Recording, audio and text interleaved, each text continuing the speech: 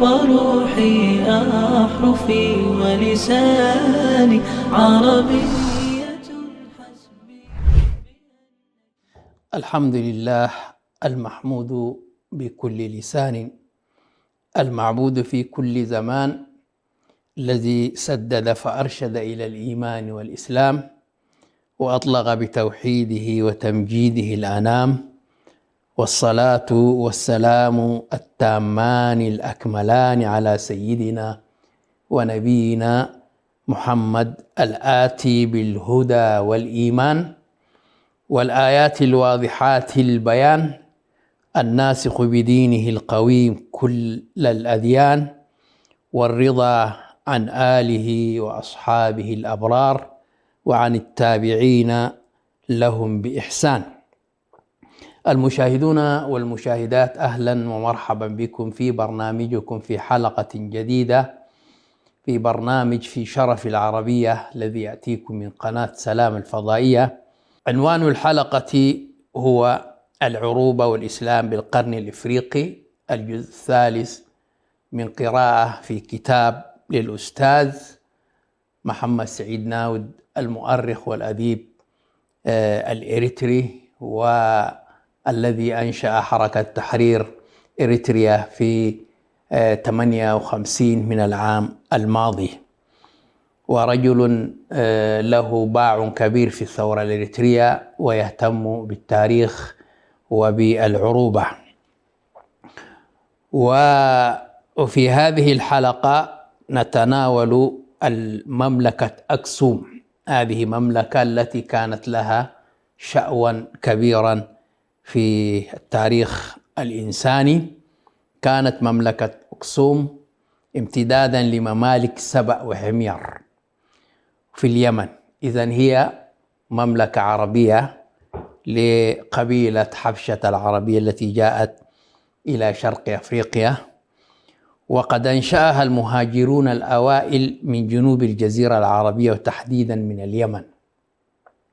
وهذا تاريخ للغة العربية في هذه المنطقة، والذي يجب أن نلفت إليه الانتباه. يقول هكذا الأستاذ محمد سعيد ناود: أن دولة أكسوم التي أنشأها المهاجرون الساميون من قبائل الحبشات وأقعزيان وغيرها من المرتفعات الإريترية وهضبة التيغراي في شمال إثيوبيا لم تحمل اسم دولة الحبشة سابقا إلا في عهود متأخرة، أي نحو القرن العاشر الميلادي بعد نشوء مملكة الأمهرة. أما كلمة الحبشة فقد اشتقت من لفظ حبشات، وهي قبيلة عربية نزحت من جنوب الجزيرة العربية إلى سواحل أريتريا أو سواحل إفريقيا، إريتريا حاليا، ثم توقلت إلى المرتفعات الجبلية لتصبح فيما بعد إحدى القبائل التي ساهمت في تأسيس مملكة أكسوم. وقد ورد ذكرها في النقوش اليمنية الأكسومية القديمة، وقد سكنت هذه القبيلة وغيرها من النازحين من اليمن في بداية الأمر في جزيرة دهلك، وهذه الجزيرة هي مجموعة أرخبيل تسمى بأرخبيل دهلك التي تضم أكثر من 120 جزيرة، وهي جزر صغرى يعني. ثم أنشأوا طرق القوافل نحو الداخل للاتجار مع السكان الأصليين من الكوشيين. والأسماء السامية التي تطلق على بعض المناطق في إريتريا مثل عين سبأ ومأرب، نهر مأرب هي من مرب معناها مأرب، عين سبأ عنسبة هذه يقول صاحب الكتاب هي جاءت من كلمة عين سبأ، وعنسبة هو إقليم في إريتريا. ونهر مرب جاء من كلمة مأرب، وهو النهر الفاصل بين إريتريا والتيغراي، خير شاهد على ذلك. وفي الأسماء الأعلام العربية حبش وحبيش وأحابيش، قوم من قريش تحالفوا فسموا ذلك. حبشي معناها تحالف أو أحابيش. وفي اليمن جبل يدعى بالحبش، ويقال إن قبيلة الحبشة تنتمي إلى تلك المنطقة في اليمن. أما قبيلة أقعزيان وهي أيضا إحدى القبائل العربية التي شكلت مملكة أكسوم، فهي كما يقال أقدم من هاجر إلى الشواطئ الإريترية من قبائل اليمن، وكان موطنها الأصلي على الساحل بين صنعاء وعدن. ولهم نقوش تذكرهم في اليمن وأكسوم، وإليهم تنتسب لغة الجئز، أي اللغة الحبشية التي توجد في إثيوبيا وإريتريا، وهي اللغة التجرينية أو اللغة التجري أو التجرايت، والتي ينطق بها كثير من قبائل البني عامر والحباب وغيرهم من إريتريا إلى شرق السودان، والتي اشتقت منها لغتي التجري والتجرينية. التجري هي تجرايت الآن، عدلت إلى لغة تجرايت، والتجرينية هي التي ينطق بها أهل المرتفعات وفي إريتريا وفي إثيوبيا، خاصة في مملكة أكسوم أو التجراي حاليا، وهي تكتب بالحرف المسند العربي القديم الجئزي. ونفس الشيء لإقليم تجراي الإثيوبي، موطن مملكة أكسوم التاريخية، حيث يتحدث سكان هذا الإقليم حتى اليوم باللغة التجرينية والمشتقة من الجئز حرفا ونطقا. ظل الأحباش على مر العصور وحتى اليوم يطلقون على أكسوم العاصمة المقدسة، وذلك لسببين. السبب الأول يرجع إلى نشأة التراث والديانة النصرانية فيها، فقد كان مولد النصرانية في هذه العاصمة، ومنها انتشرت إلى سائر الأنحاء في الهضبة. ونقصد بالنصرانية هو ذاك الدين الصحيح قبل الإسلام الذي كان دين عيسى عليه السلام. والسبب الثاني ينبع من التقاليد التي اقتدت أن يتوج الأباطرة والملوك في كنيستها التاريخية المعروفة باسم بيت مريم، هم يطلقونها أند مريم، وهي أول كنيسة قامت في بلاد الحبشة، وما زالت كنيسة بيت مريم قائمة على الرغم من تهديمها واحتراقها مرتين عبر التاريخ. ففي المرة الأولى تم تهديمها في القرن العاشر الميلادي على إثر الغارة البربرية التي شنتها عليها أكسوم الملكة جوديت، ملكة إحدى القبائل التي تعتنق اليهودية. فكان هنالك صراع بين اليهودية والنصرانية في مملكة أكسوم أو في الحبشة، والتي حاربت النصرانية من معاقل قبيلتها سنين طويلة، ثم لحق بها الدمار للمرة الثانية بسبب الحروب التي قامت بين المسلمين والمسيحيين في أوائل القرن السادس عشر، والتي ذكرناها في قيام القائد المجاهد أحمد كرين الذي جاهد النصرانيون أو الأحباش، وحتى كاد أن يسيطر على هذه المملكة. وقد بلغت مملكة أكسوم مجدها وسلطانها في الفترة الواقعة ما بين القرنين الثاني والسابع الميلادي، حيث امتد نفوذها حتى بلاد النوبة في الشمال، والبحر الأحمر من ناحية الشرق، وحتى الصومال على المحيط الهندي، كما جاء في كتاب الإلمام.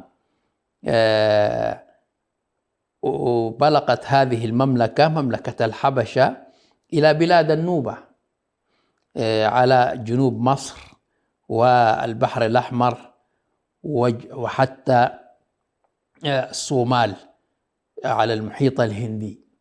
وبامتداد وبامتداد نفوذها وهيمنتها على طرق المواصلات فقد نشطت قوافلها واتسعت تجارتها الخارجية، ومعظمها كان عن طريق ميناء عدوليس. هذا الآن منطقة تسمى زولا في شمال البحر الأحمر. فكان ميناء قديم لهذه المنطقة على البحر الأحمر أو البحر الغلزم الذي كان يسمى من قبل، وميناء زيلع بعد إذن على خليج عدن. الزيلع موجود على منطقة جيبوتي الآن أو تاجوراء. وبامتداد ولم تكن أكسوم مجهولة عند اليونانيين في ذاك الوقت القدماء، فقد توطدت بين البلدين صلات تجارية وثيقة، وقد كشفت هذه الحقيقة الكتابات الإغريقية التي أماطت اللثام عنها الدراسات الأثرية المتأخرة في موقع ميناء عدوليس المنقرض، والذي لا زالت أطلاله قائمة تشهد على ذاك التاريخ القديم. إن مملكة أكسوم وعبر الحروب التي كانت تشنها في كل الاتجاهات قد توسعت شرقا وشمالا، ويتأكد ذلك من خلال نقش أكسومي يرجع إلى القرن الرابع الميلادي، حيث ورد فيه اسمان من أسماء ملوك أكسوم، وهما العميد وابن عيزانة. الأعميدة وابنه عيزانة. عيزانة هذا ملك أكسوم الذي حضر معارك مع أحمد جرين وتواصل مع الكنيسة، وقال أنا أعيش في بحر من الإسلام أو محاط ببحر من الإسلام. وكانت هنالك معارك بينه وبين السلطنات الإسلامية التي كانت قائمة في شرق إفريقيا، والتي كانت تسمى ببلاد الطراز الإسلامي، ويلقبان بالألقاب ملك وحمير وزريدان وسبأ وأحبش وأصلح وتهامة والبجة وصام. هذه الأسماء كانت تطلق عليهم. إلى فاصل قصير ثم نعود إليكم مشاهدي الكرام. عربية قلبي وروحي أحرفي ولساني، عربية حسبي، عربية قلبي وروحي أحرفي ولساني، عربية حسبي. الحمد لله حمدا كثيرا طيبا مباركا فيه، والصلاة والسلام على سيدنا محمد وعلى آله وأصحابه أجمعين.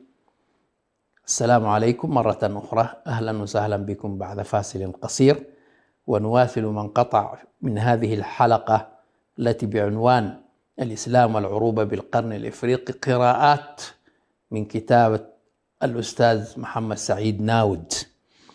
ومن الثابت تاريخيا أن الملك عيزان كان أول ملك من ملوك أكسوم الذي اعتنق النصرانية في حوالي 350 ميلاد، وإن النصرانية دخلت الحبشة على يد القس السوري قبيل منتصف القرن الرابع الميلادي. إذن العرب هم الذين أدخلوا النصرانية في بلاد الحبشة.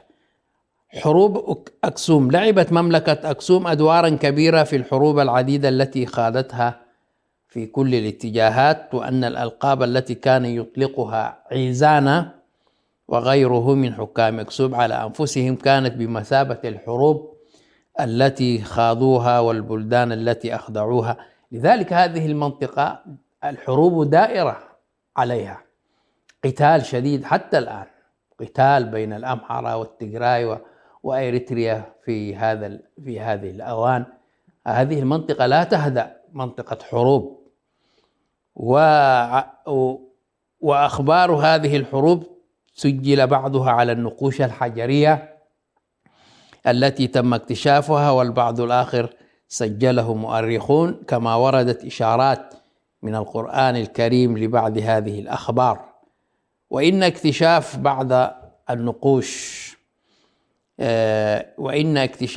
النقوش أماط اللثام عن حقائق هامة، إذ دلت على أن ملوك أكسوم كان هاجسهم هو توسيع آفاق ملكهم، وليس بالسيطرة على ما جاورهم من البلاد فحسب، بل عمدوا إلى عبور البحر الأحمر على عهد الملك إفلاس، واحتلوا بعض الأجزاء من الجنوب العربي وموطن أسلافهم، وذلك في عام 340، واستمر احتلالهم لها حتى سنة 374، وكان هذا هو الاحتلال الأول للجنوب العربي أي اليمن.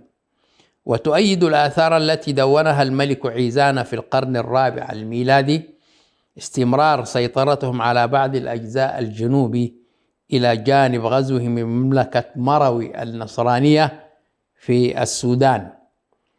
وأهم الحملات العسكرية الأكسومية التي يذكرها التاريخ هي تلك التي اتجهت إلى اليمن، والذي أدى إلى الحملة الأكسومية المدعومة من الرومان، وهو اضطهاد ملك حمير اليهودي ذو نواس لنصارى نجران الذي جاء في القرآن الكريم، وحرقهم أحياء في أخدود، وحسب ما جاء في القرآن الكريم، على أن الواقع الحقيقي لهذه الحملة الكبيرة لم يكن دينيا إلا في ظاهره، بل كان الصراع بين أقوى إمبراطوريتين آنذاك، الرومانية والفارسية. هذه الحضارات أو الإمبراطوريات التي كانت في ذاك الوقت الرومانية والفارسية على طرق التجارة في البحر الأحمر.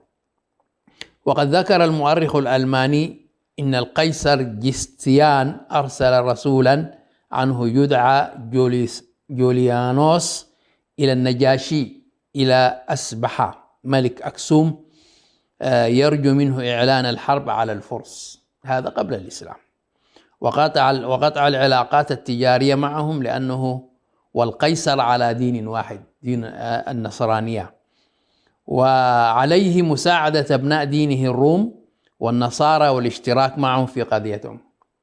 يقصد النجاشي هو ملك الحبشة. ووصل رسول جستنيان إلى ميناء عدوليس، وكانت عدوليس ميناء زولا الإريتري الحالي موجود مرفأ في تلك الأزمنة تخضع لمن كان يسيطر على مصر، البطالسة اليونانيين أولا ثم الرومان ثانيا. فتوجه جوليانوس رسول القيصر جستيان من عدوليس إلى أكسوم، حيث وجد النجاشي وأبلغه الرسالة التي بعثها بجستانيون، وأبلغه، ولبى النجاشي الدعوة وأرسل حملة عسكرية إلى اليمن لإنقاذ نصارى نجران من تعذيب ملك حمير اليهودي ذو نواس المدعوم من الفرس. وعندما استعان القيصر الروماني جستيان بجيش أكسوم للانتقام من ذي نواس ملك حمير لتعذيبه نصارى نجران وتعرضه للقوافل الرومانية في اليمن، فقد أبحر ملك أكسوم بأسطول روماني من مصر، حيث نقل الجيش الأكسومي إلى اليمن. وكان المؤرخ الروماني كوزماس في عدوليس عندما نقلت الحملة الأكسومية في عام 524 ميلاد إلى اليمن، وكتب عنها في مؤلفه. وأكد أن سفن كانت رومانية قدمت من خليج العقبة، وهذا الخليج يوجد شمال أفريقيا على الشرق بين آسيا وأفريقيا. وإن ميناء عدوليس كان مزدهرا يزدحم بالسفن القادمة من مصر واليمن وفارس والهند وجزرس وجزيرة سيلان. معناه هذه المنطقة كانت لها حضارة قديمة في مملكة أكسوم. وميناء أدوليس الذي يقع الآن في الأراضي الإريترية بما يسمى منطقة زولا شمال مدينة مصوع. نقلت